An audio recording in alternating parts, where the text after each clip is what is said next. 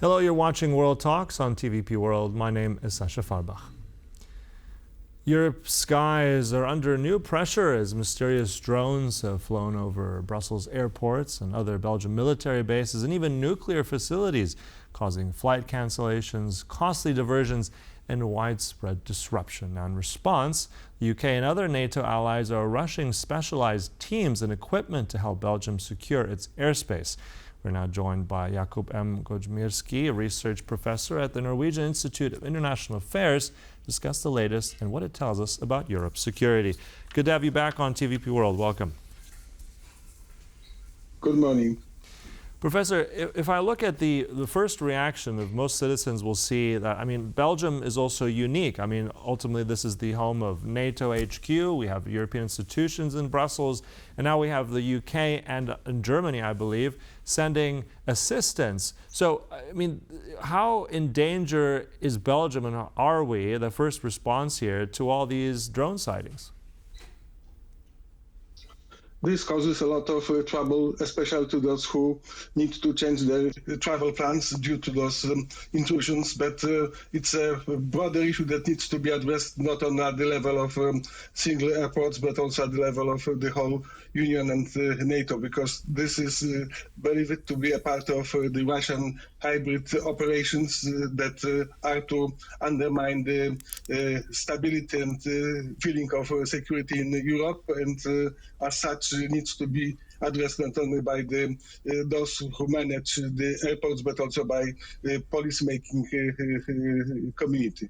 Mm-hmm. Right, it needs to be addressed, you're right, but this is not something new. Did Europe, let's say, drop the ball here? It always seems that we're rushing to react. We seem surprised. Has this not been taken seriously by policymakers?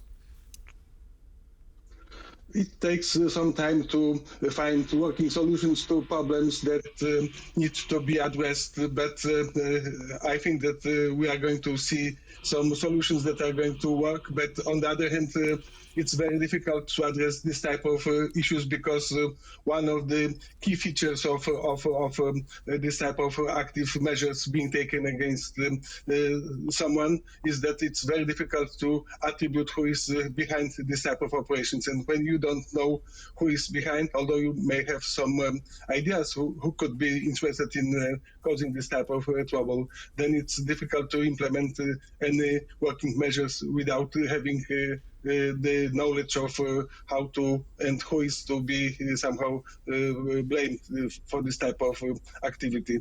But we have seen that this is not something that is very new. We have seen that this type of drone attacks have been an important element of the Russian warfare in Ukraine over the past almost 4 years. So there has been some time to find solutions, and we have seen that in Ukraine there is always this competition between the defensive and offensive measures. To start with, Ukraine was very skillful at addressing this challenge of Russian drone attacks, but then Russia found new ways of adjusting its strategy to this situation. So this is a kind of never-ending competition between the so-called sword and shield, and this is also something that is going to put its mark on this European approach to defense against drones.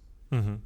Now, in all this, you mentioned and addressed hybrid concerns. As you said, this is very likely or most probably pointing in the direction of Russia. Despite these incursions, if it's drones, if it's cyber attacks, it's hard to pinpoint where they've come from. At the same time, Prime Minister Donald Tusk of Poland has recently warned against a rising fifth column of a Russian rising fifth column across Europe. So how credible is this claim in your mind, and how do we react to this in the interim? Russia has been using various ways of dealing with its kind of rather difficult relationship to the so-called collective West, and we have seen that Russia has adapted various strategies from its power repertoire. Those so-called active measures, so political warfare or hybrid warfare, as it is also called, is an important element of this power repertoire. But it's also important to understand that Russia uses different types of actors in order to inflict this damage and undermine the stability in Europe. We have seen, for instance, that people who came to Europe in order to seek protection against Russian aggression in Ukraine are sometimes led to support Russian operations by being blackmailed or by being incentivized by some money and so on and so on. So there are definitely some state actors coming from Russia who may organize this, but as far as the direct perpetrators are concerned, those are most probably people namely from this fifth column community, which has been mentioned by Prime Minister Tusk. But it's a known phenomenon that societies in Europe are not unison in their support to Ukraine. So there are most probably elements in all countries in Europe that mean that this conflict should be dealt with in another way without the Western societies taking high costs of providing support to Ukraine, both economic but also political costs. So among those people, there are most probably people who are willing to act on behalf of Russia in order to somehow undermine the stability and change the political course in many countries in Europe. Mm-hmm. And as you said, Professor, this kind of view of this so-called fifth column, as the Prime Minister has pointed out to in Poland, is not on the same level. It's not taken as the same threat level, let's say, in Spain as it is in Poland. You also alluded to it there, is the economic cost. Now, if we're looking at those recent disruptions in Belgium, if we look at Brussels and Liège airport, that cost alone was around 2 million euros. If we're also looking at what happened in Copenhagen not so long ago, Munich, Vilnius also shut down its airport a few times. So these costs ratchet up. I mean, it's not just inconvenience, right? It's business travel, it's rail, it's freight, it's everything together combined. So I'm just wondering, who is ultimately accountable here? I mean, this is going to ratchet up if this is going to be something that continues. I mean, there's going to be a huge burden on our economy, isn't there? I think that what has been happening in Belgium over the past couple of weeks needs to be viewed in a broader context, because we know that there is an ongoing debate about using Russian financial resources that are mostly in Belgian banks in order to provide Ukraine with some support. So I could imagine that those attacks against Belgium are a part of the kind of Russian strategy of somehow softening or making Belgium think twice before giving access to those Russian funds on the Belgian accounts. On the other hand, what happened in Denmark some weeks ago could also be a kind of Russian response to the Denmark's very active role in providing support to Ukraine. For instance, some weeks ago, Danish authorities signed an agreement with the Ukrainian authorities about producing some weapon systems on the Danish territory that is to be provided to Ukraine. So those operations should be treated as a part of a broader Russian strategy. Mm-hmm. So when I listen to you there, I mean, do you see this as a sort of now escalation, or is this a new normal, or is this a fundamental way of how we conduct security? Which one is it?